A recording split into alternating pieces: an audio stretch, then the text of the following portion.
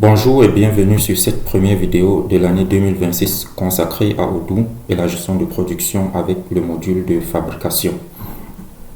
Il y a exactement 3 mois, j'ai décidé de lancer une série de vidéos qui montrent comment TA Beverage utilise Odoo pour sa gestion de production de en bouteille. Vous pouvez voir ici le post à cette occasion qui a été publié, et par la suite plusieurs autres vidéos ont été faites, au total un ensemble de 5 vidéos. Donc, avant de continuer, je tiens à préciser que TA Beverage, c'est une entreprise qui n'est pas réelle. Il s'agit juste d'un cas fictif dans le but de mettre en avant les fonctionnalités MRP, c'est-à-dire fabrication du module Odoo en résolvant des problèmes réels.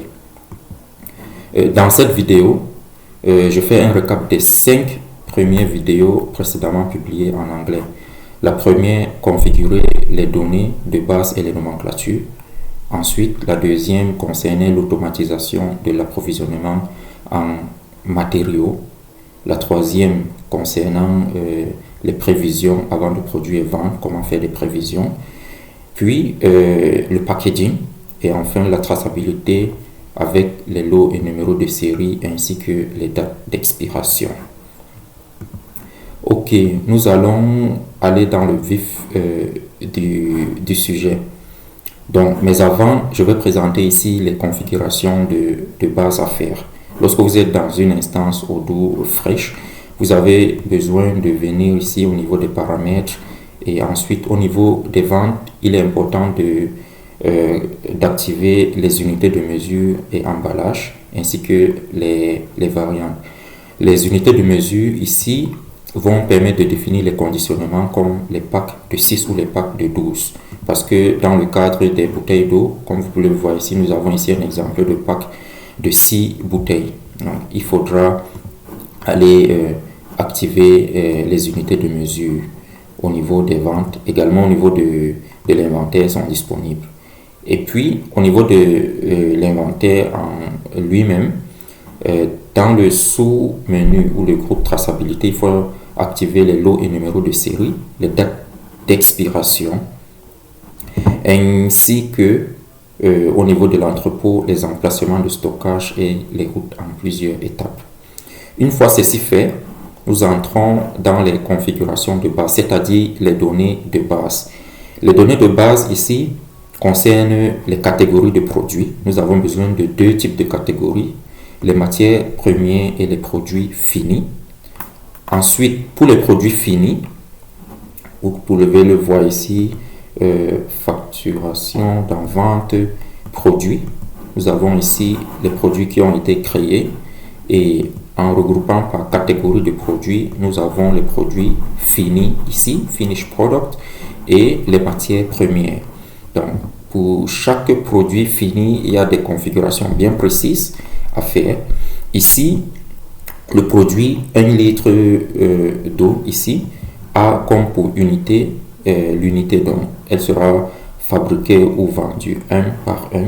Par contre, nous avons également un autre cas où nous avons des packs de 6. Donc ici, pour ce litre d'eau, nous avons le pack de 6. Vous voyez, avec le suivi par l'eau qui est également activé. Ensuite, concernant les matières premières sont tous les éléments qui entrent dans la fabrication de l'eau.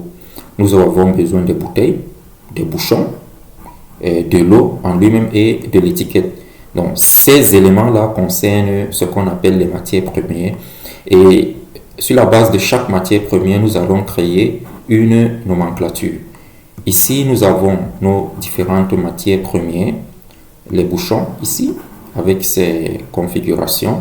Nous avons les bouchons en termes d'unité. Nous avons les bouteilles vides, par exemple, ainsi de suite. Et sur la base de ces matières premières-là, nous avons ici les nomenclatures. Donc, ce produit-ci, empty bottle 5 ml, la bouteille vide de 500 ml, donc demi-litre, est utilisée dans une nomenclature ici.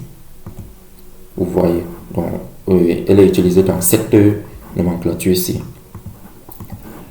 Dans notre cas, nous avons ici, juste pour résumer, un pack de 6 bouteilles d'eau. Dans ce pack de 6 bouteilles d'eau, nous aurons des demi-litres d'eau minérale dans chacune des bouteilles.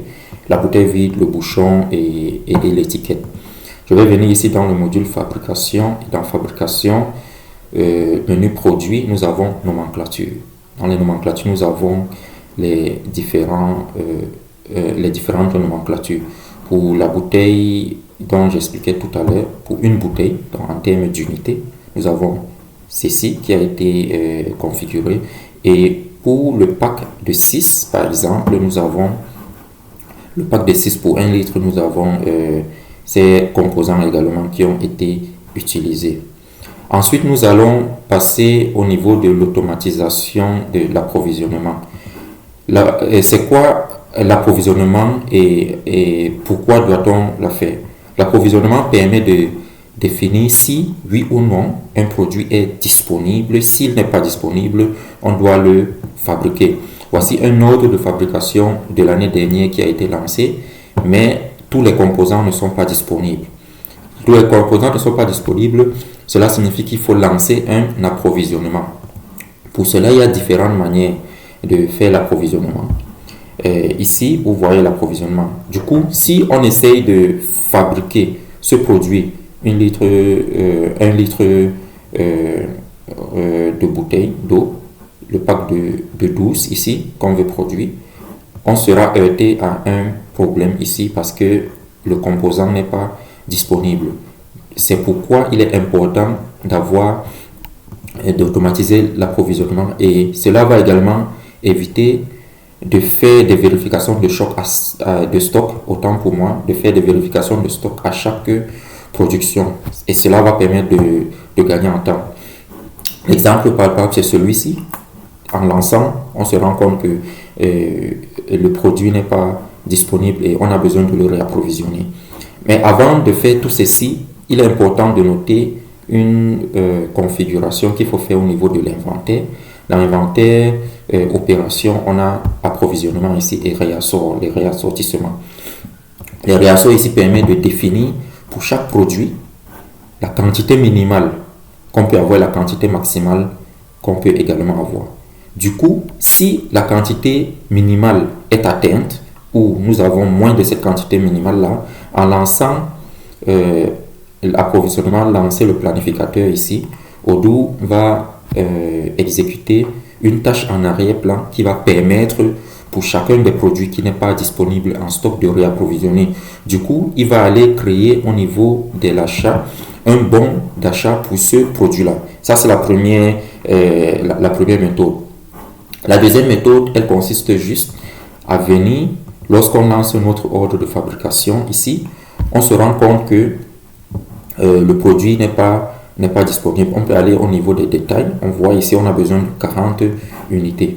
Donc, si je viens au niveau de ce produit-là, on a ici la quantité prévue qui est de 32. Donc, ici, il s'agit ici de des prévisions. Et il y a une formule pour calculer la prévisibilité d'un produit. Il suffit juste d'utiliser la quantité disponible plus la quantité entrante. La quantité disponible, c'est celle qu'on a en stock physique.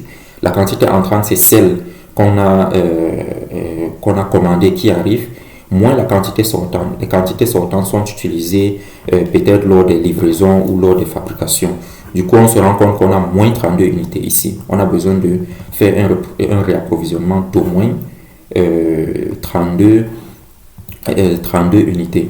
Du coup, ce qu'on peut faire, au lieu de lancer la production comme ceci, on peut venir ici pour voir le détail de l'ordre de fabrication au niveau de la nomenclature, et on se rend compte qu'ici on a besoin de réapprovisionner. Je répète.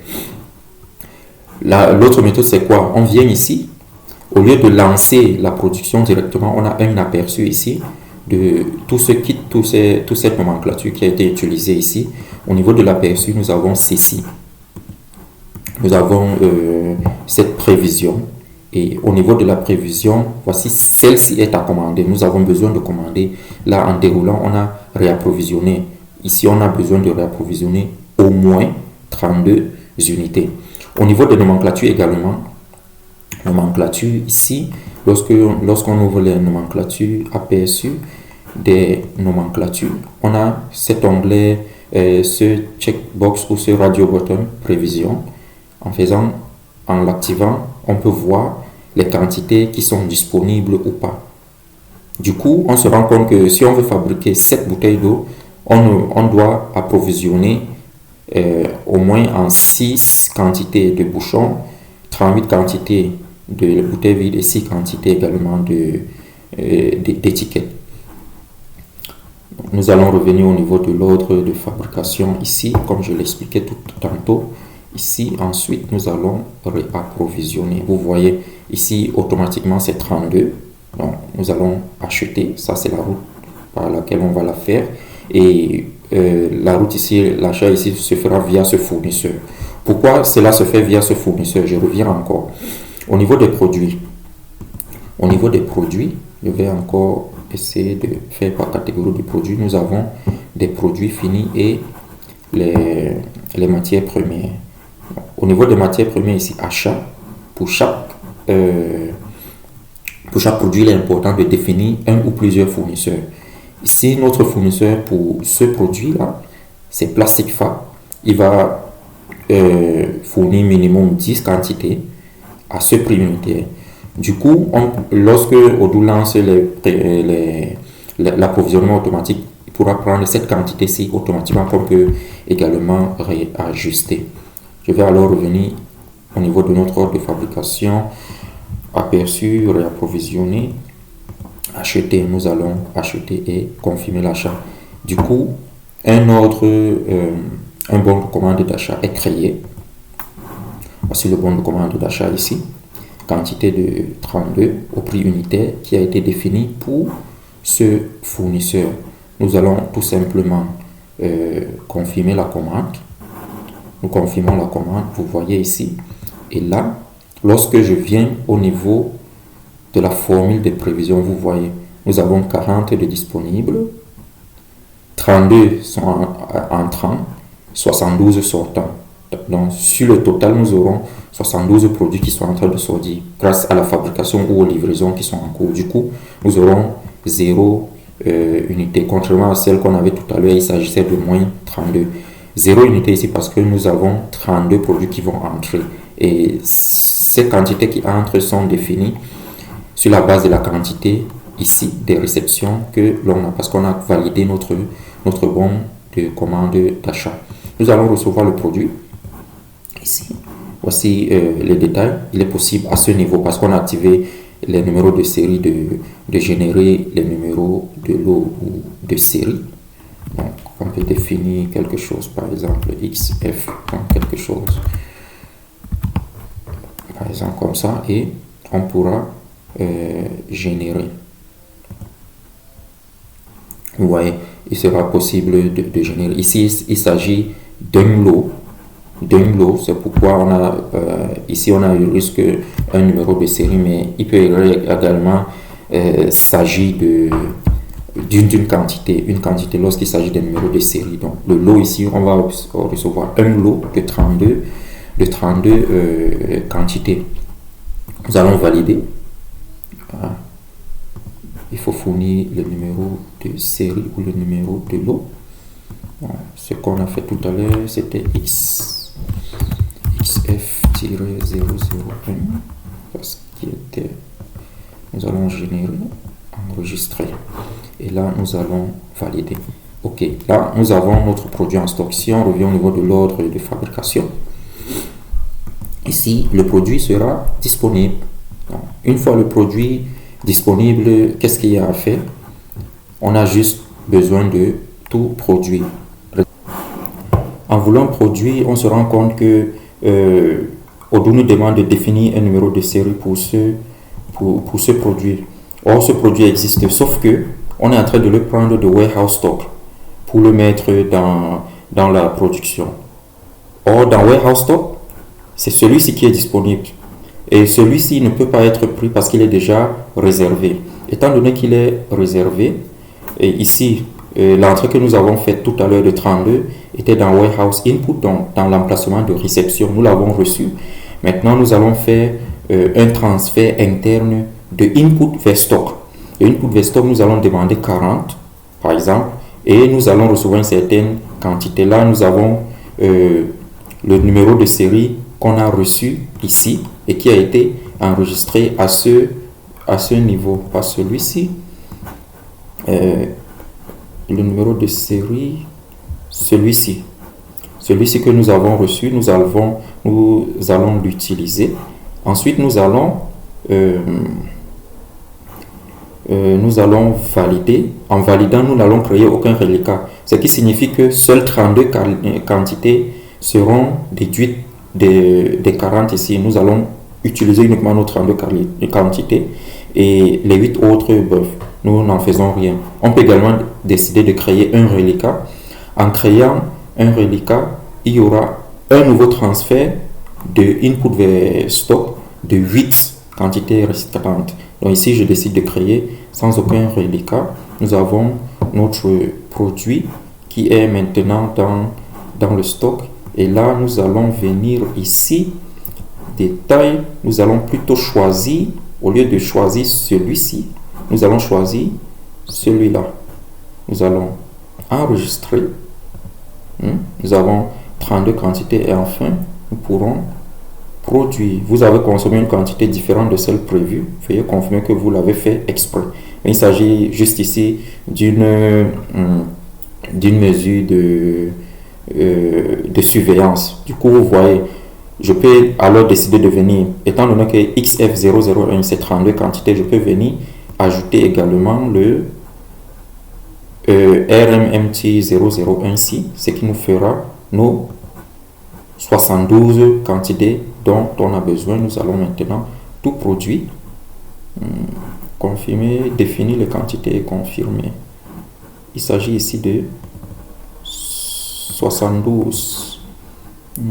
Revenons au niveau de l'ordre de fabrication. On va au reload.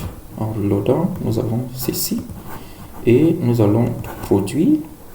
OK. Nous allons confirmer et nos quantités seront produites. Notre produit, il est maintenant en stock. Nous allons venir ici et nous avons les quantités prévues, la quantité qui a été fabriquée. Celle-ci a été fabriquée, je crois, aujourd'hui. Celle-ci, c'est celle que nous venons tout juste de fabriquer. Elle a utilisé uniquement les quantités qui étaient disponibles, donc celles-là qui ne sont pas réservées. Celles-là qui ne sont pas réservées, donc XF001 de 32 quantités que nous avons utilisées pour fabriquer ou produire notre bouteille d'eau. En gros, je viens de vous montrer ici tout le workflow concernant la production, comme expliqué dans les précédentes vidéos qui sont malheureusement en anglais. Je vous conseille d'y jeter un coup d'œil également pour entrer dans les détails. Celle-ci était juste une sorte de résumé de toutes ces vidéos parce que nous allons continuer à faire des vidéos en français puisque c'est le français qui a plus d'impact actuellement au niveau de la chaîne YouTube. Sur ce, je vous remercie et retrouvons-nous à très bientôt dans une nouvelle vidéo.